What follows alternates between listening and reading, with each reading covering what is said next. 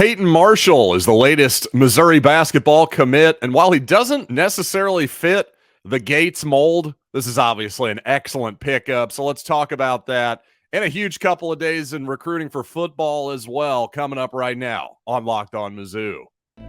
You are Locked On Mizzou, your daily podcast on the Missouri Tigers, part of the Locked On Podcast Network, your team every day.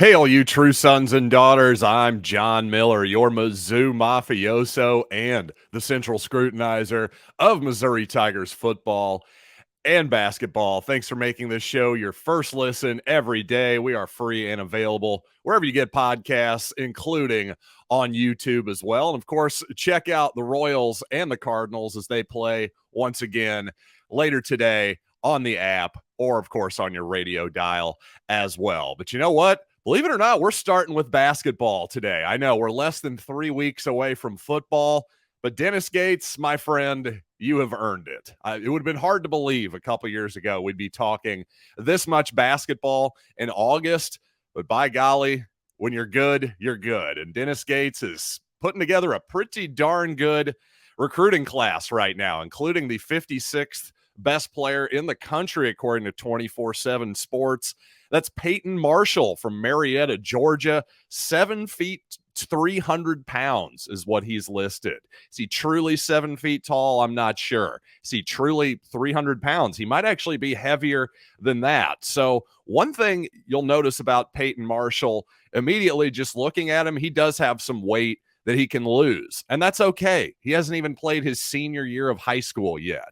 He's got plenty of time to lose weight. And in fact, I'm sure once he gets on a college SEC kind of weight regimen, exercise regimen, diet, all that stuff, it'll probably melt right off of him. But obviously he's a massive young man. And I said in my cold open there that he doesn't necessarily fit the Dennis Gates mold, if you will, for a big man. Well, that's because he's a true big man in every sense of the word.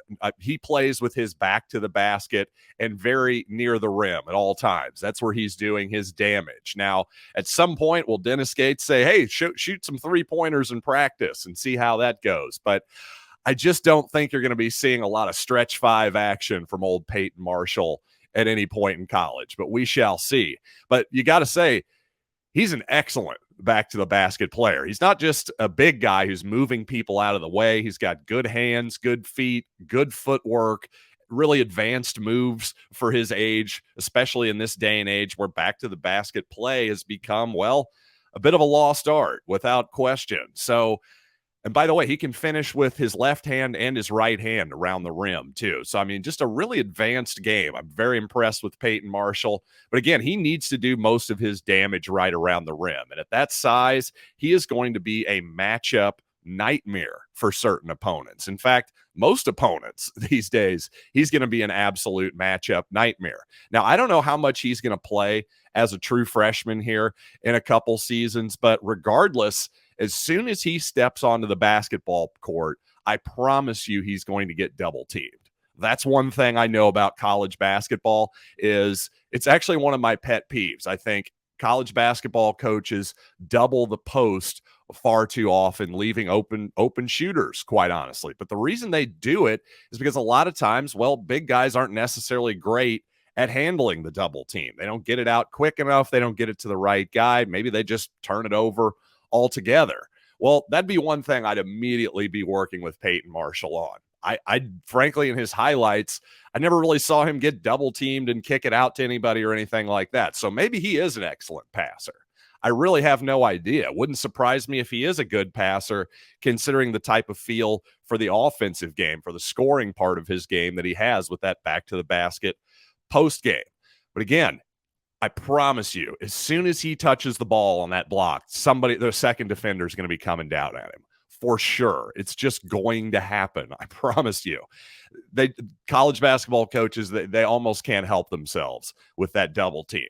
So if Peyton Marshall can get rid of that ball, get it to open guys, Dennis Gates, just drill him on that all the time. And by the way, drill the guards too, because obviously while back to the basket play, post play has become a lost art. Well, along with that is entering the ball into the post, actually guards knowing how to feed the ball into the big guy. Well, that's become a lost art too. So let's make sure our guards are very good at that particular skill because, well, obviously that's not something that Missouri was doing any of, just throwing it into the actual block last year. Sure, you'd see some pinch post type stuff with Kobe Brown, with DeAndre Golston at times. You just sort of throw it to him 15, 20 feet from the basket with his back to the basket. But this guy is truly if you're thinking, Wilt Chamberlain, Shaquille O'Neal, your classic back to the basket type players, Jeremiah Tillman, somebody like that from the Mizzou era. Well, that's who Peyton Marshall is going to be looking like.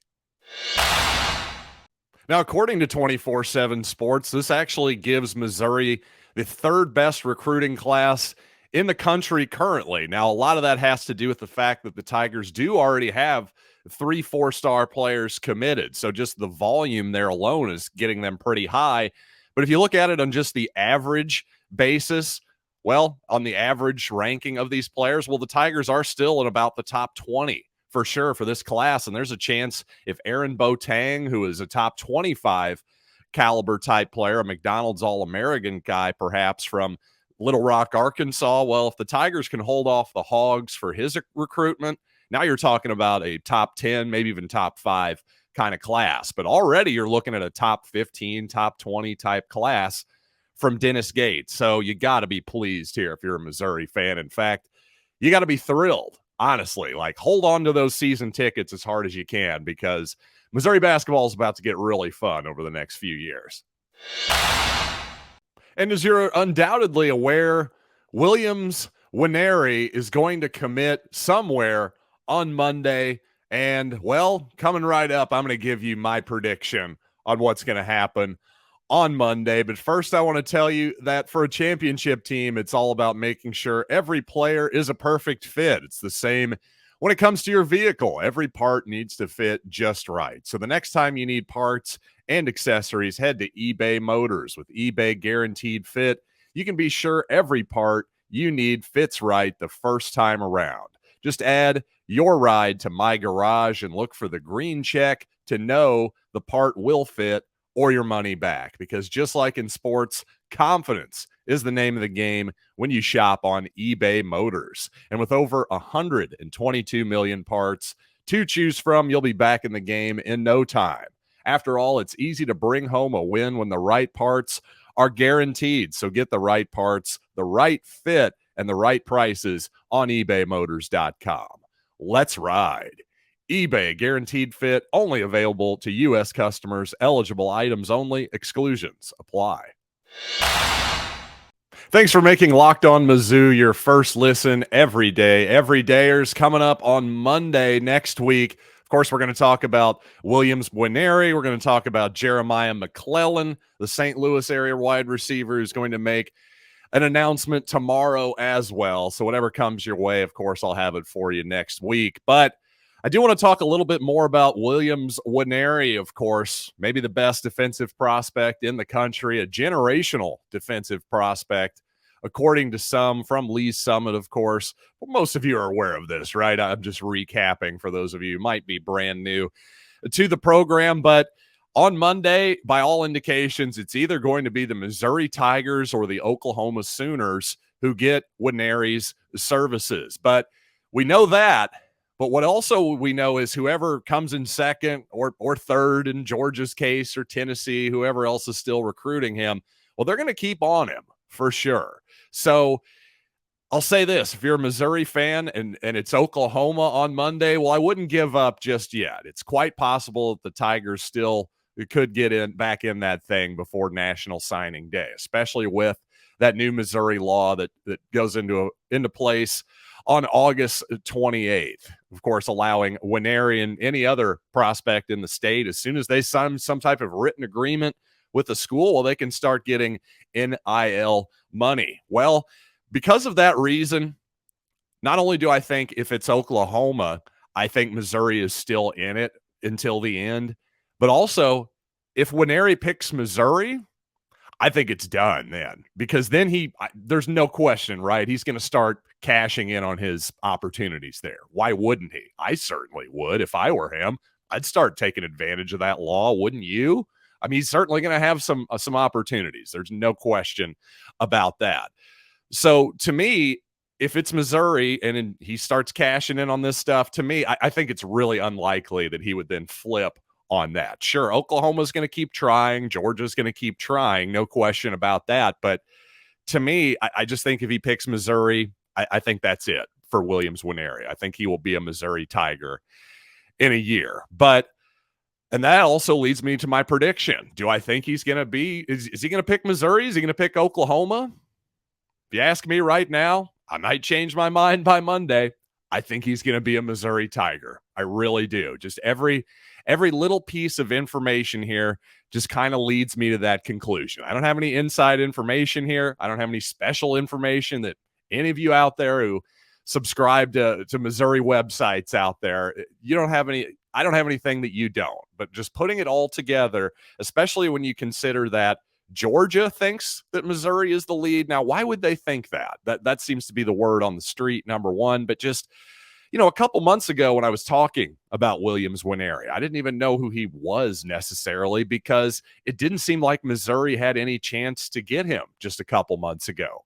Well, what's changed? Obviously, it's this new name, image, and likeness opportunity. So I think if he's listening this much and people around Missouri are this confident, it just leads me to believe that he's going to be a Missouri Tiger. We shall see. We'll just have to wait until Monday. But another guy, Jeremiah McClellan, he's been listening too. Another guy that seemed like, didn't seem like Missouri had much of a shot at. And then all of a sudden he pops up on the radar again, presumably, I'm assuming anyway, because of the new name, image, and likeness law changes.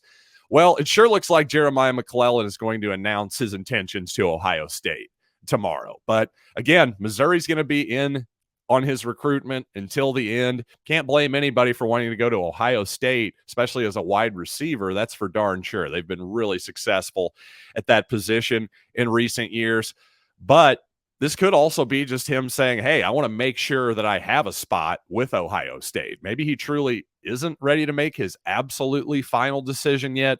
But if he takes a commitment, he'll at least know that he has a spot on the Buckeyes. Whereas with Mizzou, I think Mizzou would take him at any point in the process. The Buckeyes, they have the luxury of kind of being a little bit more aggressive in their recruiting and saying, hey, I know you're a 4-star player, top 100 player, whatever you are, but we got all sorts of guys who want to come here and the transfer portal and all that good stuff. So that could just be him securing a spot. But at the same time, you have to admit, there's no doubt that Ohio State's in the lead for Jeremiah McClellan at this point. And when it comes to this year's football team, I've talked a lot about the East this season, the SEC East, of course, and how really, in my opinion, it's really hard to project who's going to be better between Kentucky, Florida, South Carolina, and Missouri. Really just throw them all into a hat, and you've got a pretty good shot at picking out who's going to finish highest in the division as you would actually analyzing the thing. Don't get me wrong, I'll probably lean towards the Tigers because, I'm biased. And I also like the matchup for Missouri's defense against those particular three opponents. But it sure looks like my friends over at FanDuel agree with me, that's for sure, because quite literally, they have all four of those teams as the same odds to win the SEC East. Kentucky, Florida, South Carolina, and Missouri are all 34-1 to win the East. That's about as close to a throwing up your hands in a shrug emoji in real life as I've ever seen. To put all those four as the exact same odds is pretty amusing. Of course, Georgia, your heavy favorite at minus 430 to win the East. Tennessee in a second tier all by itself at plus 490, just below 5-1 odds there. And then Vanderbilt all the way at the bottom at 200-1. Anybody taking that action? Yeah, I didn't think so. That's why you got to put it at 200-1, folks. But regardless, I do think Missouri at 34-1 is pretty interesting. Not telling you they're going to win the East or anything, but if you're going to take a long shot, I actually probably like Missouri the best of all those teams. I think they have the highest upside and really the most room to improve, I think, upon last season's squad. And the athletic department just announced this week that there's going to be a drop in food prices among 5 specific items. Food and beverage prices just got quite a bit cheaper at Faurot Field this season. But you know what? Notably absent, beer. Yes, beer still going to cost you an arm and a leg. But you know what? Here's a hot take for you. I don't think they should lower the price of beer.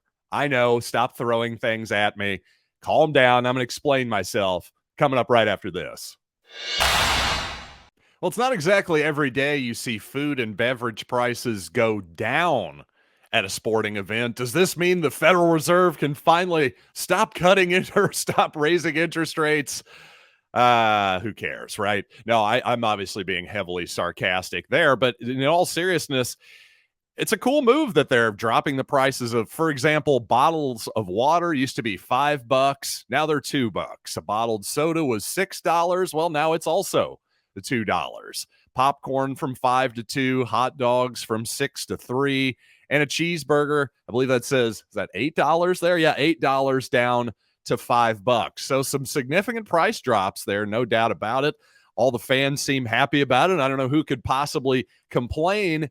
And don't get me wrong, if they dropped beer prices, I certainly wouldn't complain whatsoever. $9 for a Bud Light is quite the price to pay. But you know what? There's a reason it's that expensive. It's because, well, beer drinkers like me will pay it, period.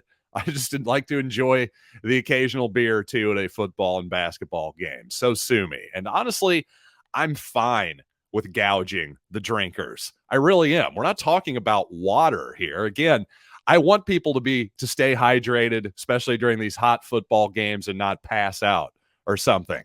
By all means, the $5 water was absurd. Putting it down at $2, water is literally something you need to survive. You don't need beer to survive, folks. I know it seems like sometimes when Missouri's getting pounded in an ugly football game, it may seem essential at that moment, but we really can live without it. In fact, we did live without it until the 2019 season. So I think this is a great trade-off. Make the stuff that you buy for kids a little cheaper, make it more affordable for families to go to the games. But hey, if it's just, guys out on the town having a good time, like me and my buddy or me and my dad, that kind of thing, who cares? We'll pay the money. We don't mind. We really don't. It's just part of the cost of doing business. And you know what? We got to pay for that new North End Zone concourse somehow. So you know what? We'll just drink our way into prosperity. I think that'll be the plan for me this season. But hey, thanks as always for listening to Locked On Mizzou. Hopefully you have prospered by doing so on this Saturday morning. And apologies for not getting the show out on Friday as per usual. What can I say? The day just got away from me a little bit. Got a lot of irons in the fire, busier than a one-armed paper hanger, whatever cliche you want to throw out. It definitely applies to me at the moment. So thanks for your patience, and I'll be with you here Monday right here on Locked On Mizzou.